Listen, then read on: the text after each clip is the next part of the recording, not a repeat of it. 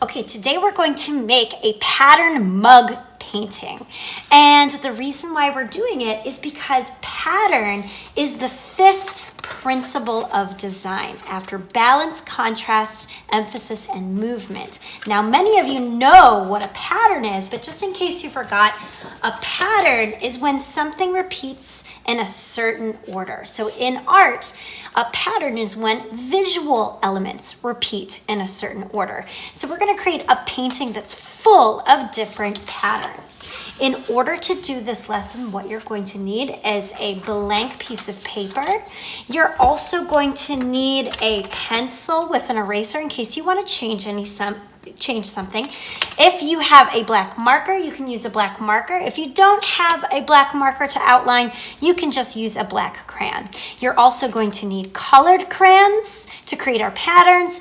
And if you have a watercolor set, you're going to use your watercolor, water, and a paintbrush to fill in the rest of the colors.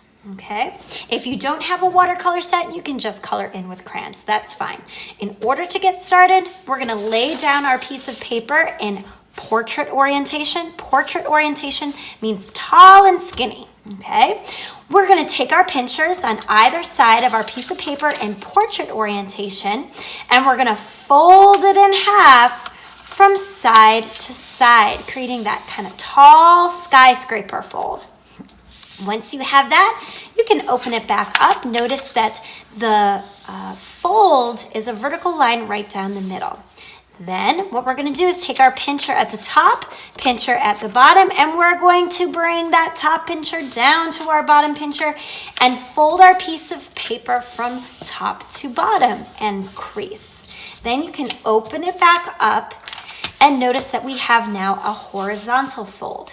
These folds are going to help guide us in drawing the different parts of our pattern mug drawing. Okay, so now that we have our folds, you should have 1, 2, 3, 4 rectangular sections. Okay, we're gonna start drawing our mug. So what you wanna do is you wanna get out your pencil, and about halfway down the vertical fold on the top half of our page, you're going to want to make a little dot. Okay, that's going to be the top of our mug.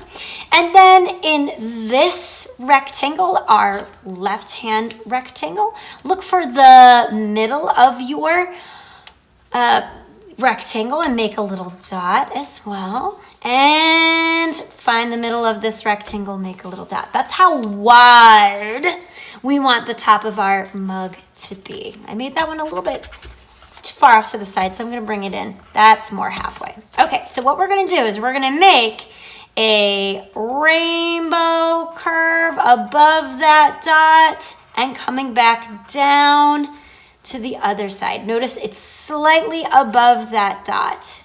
Okay, I wanted to give it enough room to make that curved line. I can get rid of that dot actually. Now that we have the top of our mug, let's bring down, we're gonna start curving down on this side, a little bit down, and bring it around to that other dot. Okay, that's the top of our mug. Awesome. Right? And then about, I want to say a little bit below, about an inch below that middle fold, so right about here, we're going to make a little mark. That's going to be the bottom of our mug. And what you can do is you can take your pencil from the side of our oval here. We're going to draw a curved line, whoop, coming down, and then curving into that dot. So go ahead, take your pencil curve line out and into that dot. Let's do the same on the other side. Line down, and below that fold, we're gonna curve into that dot. Awesome. All right, so that's the cup part of our mug. On this side of our mug, we're gonna create our handle. So anywhere on this side, you can draw a curved line up, out, and around below that fold. Like you're drawing a little ear, almost like a half oval. Then on the inside, slightly below, we're gonna draw a parallel line. Parallel line meaning this line's going in the same direction as the other one right next to it to create the inside of the handle. Now that we have that, along our horizontal fold, that's where our table is going to meet our wall. So you can take your pencil and along that horizontal line, use your pencil, go over that line, but stop at your mug, and then look to see where your mug ends, and then you are going to continue that horizontal line on the other side. Again, that's our table meeting our wall. But below that line, we're going to want to create another wider oval for our saucer for our mug. So a little bit below that horizontal line, you're going to take your pencil on the side of your mug, you're going to curve it out much wider than your mug, down about halfway, and curving it back around, leaving some space in between the edge of your paper and your saucer. Then on the inside of our bigger oval, we're going to make a smaller oval. So you can take your pencil and just draw the same sort of parallel line. Remember, parallel line meaning going in the same direction at the same time from one side of your mug going around to the other. Awesome. So we have our mug, we have our cup and saucer. Maybe I want to add a little stand for my mug. Maybe some of you have mugs that have a stand on it. If you would like to do that at the bottom of your mug, since I have a lot of room on my saucer, I can create a diagonal line out on one side of the bottom, diagonal line out on the other side, and then create that curved line from line to line. Okay, it looks like I have my mug, my saucer done. I have the line between my wall and my table, but now I want to draw the kind of wavy lines for my steam. So anywhere above your cup, let's do this. Actually, you know what? First, let's draw our coffee, tea, or hot cocoa line. So on the inside of our mug, starting at the bottom line, that bottom curved line, we're going to create another parallel line to the curved line right above. And that's going to be where our coffee and tea is. Now we can draw the wavy lines for the steam. So right above that, you can draw a wavy line out and out. It's okay if it overlaps your mug. And then starting from that wavy line at the bottom, we're going to use our pencil at the tip of that wavy line. We're going to make another second line next to it, going out parallel, meaning going in the same direction at the same time, but then meeting up back at the top of that other curved line or wavy line. Let's do another one. Curve out and out, and then back parallel line. 1, 2, that seems good. If you have more room to put more steam lines, you can add more, but that seems okay to me.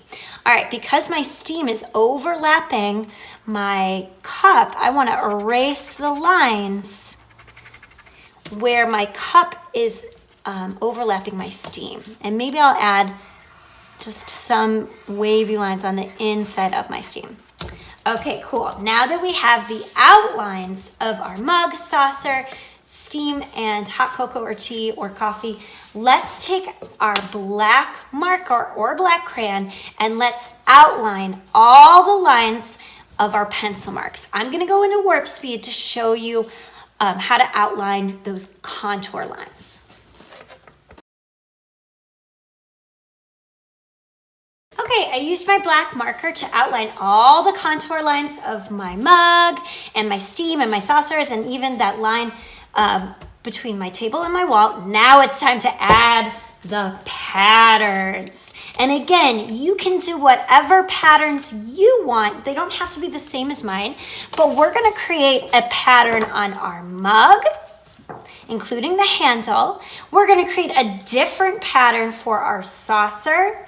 We're going to then use a different pattern with different colors for our table and a different pattern for the wall. Now, just like mine, you don't have to make teeny tiny little detailed patterns. You can make your patterns nice and bold and big so that it's easier and quicker for you to color in. But at first, we're only going to use our crayons to color in the different shapes. We'll use our watercolors to fill in the rest. So it's up to you what sort of pattern you want. If you want to create some sort of pattern on our mug, remember our mug curves out. So if you're doing some sort of stripy pattern or checker pattern, you're going to want to make curved lines until you get to the middle, and then they're going to kind of straighten up like verticals and then start curving out again, just like that. And even with if I'm making a checkered pattern, even the ones that go across, I'm going to slightly curve them to make my mug look like it's curvy. Okay, and I can continue those lines even on my stand and even on the other side of the mug. Okay, because it's a checkered pattern, that means I'm filling in one square and then skipping that one, fill in the next square, skip, fill in. Okay, for the next row, I'm going to do the opposite. I'm going to first skip, then fill in. I can tell that I'm doing my checkerboard correct because each one should go filled in, blank, filled in, blank, and then switching at the one below. So no orange should be on top of the other. All right, so I'm just going to quickly fill in that checker pattern. Remember, you don't have to use a checker pattern for your mug. You can create any pattern that you would like to color in your mug in any colors that you want. I just wanted to show you how to do that kind of curved checkered pattern. All right, so I'm finishing up even coloring in the top above my cocoa or my tea of my mug, and I even want to do my handle. So that means my handle would also have the same sort of checkered pattern, but it would only show just these smaller squares. Okay, so now I have that. I can come up with a pattern for my saucer, for my table, for my wall. I'm going to go into warp speed to come up with different patterns. You can come up with your own. I'm just going to quickly show you how I do it in crayon.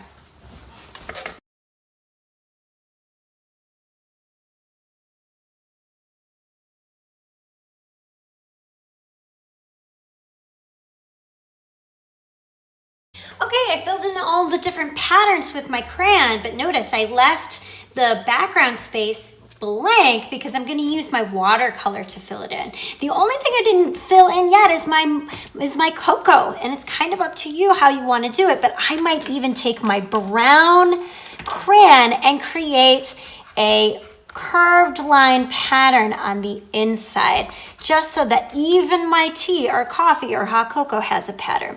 All right, it's time for me to paint the white spaces in watercolor. Again, you can use whatever colors you want. The only area I'm keeping blank is my steam. My steam I'm going to keep white, but everything else I'm going to use my watercolors to color in the background of my patterns in different colors. So I'm going to go into warp speed to show you how I'm going to use my watercolor by dipping my watercolor brush in the water, choosing a color, doesn't matter which one, swirling it in that color, and then using whatever color I have on my paintbrush to paint over the pattern. And notice how my crayon resists that watercolor so that the pattern that I did in my crayon will show through. Okay, and I'm going to do different colors for each pattern to make my painting have a lot of contrast and variety. All right, so I'm going to go into warp speed to paint in all the different parts. See you in a bit.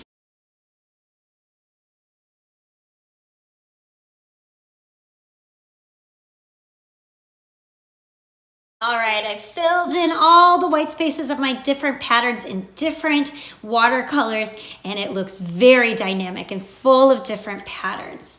All right, friends, well, I hope you had fun doing this project, and I can't wait to see yours.